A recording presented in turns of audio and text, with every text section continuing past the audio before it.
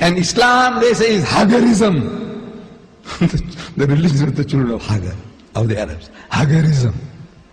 These are the titles they give us, the Jews, our cousins. And yet this man, Muhammad, is honoring a Jewess to the skies. Amazing. It's unbelievable. You can't believe. I said, if Muhammad did that job, why did he do such a thing? It's a silly thing, wallah. It's a silly thing. He's offending the Christians. And he's offending the Arabs. The Arabs, naturally they feel that another Arab woman might have been a likely candidate. Not his own mother, Muhammad's mother, not even his mother, not his wife, not his daughter. When we believe that his daughter Fatima will be the leader of the women of paradise. But no, even her name is not mentioned in this book. Her name is not mentioned. Muhammad's mother's name is not mentioned. Not a single of his wife's names are mentioned. Amazing, this book. So people get puzzled. You see, when they get a book like this, you present them, they're looking for Muhammad, his family history. And you don't find it. You wonder who is his father. You know his father's name is not there. You don't know where he was born. It's not here. Do you know that? Who was his father? Who's his mother? Where he was born? Where he died? Nothing, nothing at all. Why? Jesus, his enunciation, the good news, is described in 2 places in the Quran. 2 places. Muhammad's birth is not mentioned at all. Muhammad is mentioned 5 times, Jesus 25 times, Moses 136 times. No. This is a very amazing book. The Westerner, see, he just can't seem to grasp. He is looking for a book. We'll tell him once upon a time. He's used to once upon a time syndrome. Everything must be once upon a time, once upon a time. He's looking for once upon a time. And this book is not a once upon a time. It is not. It is a very concentrated book. Therefore, you need an index. And the topics that tickle you, my brothers and sisters, you look up those topics that will make interesting reading for you. Get it as soon as possible, this book. So now, we Muslims are made to believe that Jesus is one of the mightiest messengers of God, that he is the Messiah, translated Christ. And in verse 45, we started with 42, 45, it says again, وَإِذْ قَالَتِ الْمَلَائِكَةُ يَا مَرْيَمُ, behold, the angel said, O Mary, إِنَّ اللَّهَ يُبَشِّرُكِ بِكَلِمَةٍ مِّنْهُ, that Allah gives you glad tidings of a word from Him. The Christians say, Jesus is the word of God. The Quran says, the word from Him. Ismuhul Masih, His name will be the Messiah, Christ. Masih in Arabic, Messiah in Hebrew, translated into Greek, Christos. And Christos is too much a word to say, so they cut off the os and left with Christ. Christ means the anointed one.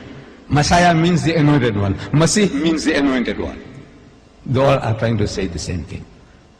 Ismuhul Masih, who Isa ibn Maryama, Jesus the son of Mary, wajihan fid dunya wal akhirah, held in honor in this world and in the hereafter. Wa minal mukarrabin, and of the company of those nearest to God. The Christian says Jesus is sitting on the right hand of God. The Quran says he's in the company of those nearest to God. We tell our Christian brothers that, look, we accept what you say. He's sitting on the right hand of God, but not geographically, not physically. Because God is not a physical being sitting on a huge throne. And Jesus Christ sitting on his right side on a stool. No, to me it makes no sense. This Almighty who permeates the whole universe, and beside him a little flea, a termite, what is there, an atom, you know, and what can I describe? A small piece of bacteria, you know, on a stool. Does it make, what honor is this? No. So we Eastern people, when we speak about the right hand, we mean a place of honor. My right hand man is not necessarily sitting on my right hand side. He can be sitting on my left hand side. He can be sitting behind me. He can be in front of me. My right hand man. I mean, anything I want to discuss, I have a problem, I want to consult, I consult my right-hand man, but my right-hand man will sit on my left-hand side. No, no. This is the figure of speech to say a person, a position who occupies a very important position in my estimation. That's what it means, right hand. So we say right hand, yes, sitting on the right hand of God, not physically, not geographically, but in status. He doesn't have to sit on the right hand side. So now these are difference of seeing at the same thing through different light. You don't have to accept our interpretation. They don't have to. But you say, now look, this sounds more reasonable to say that he occupies a very, very important position.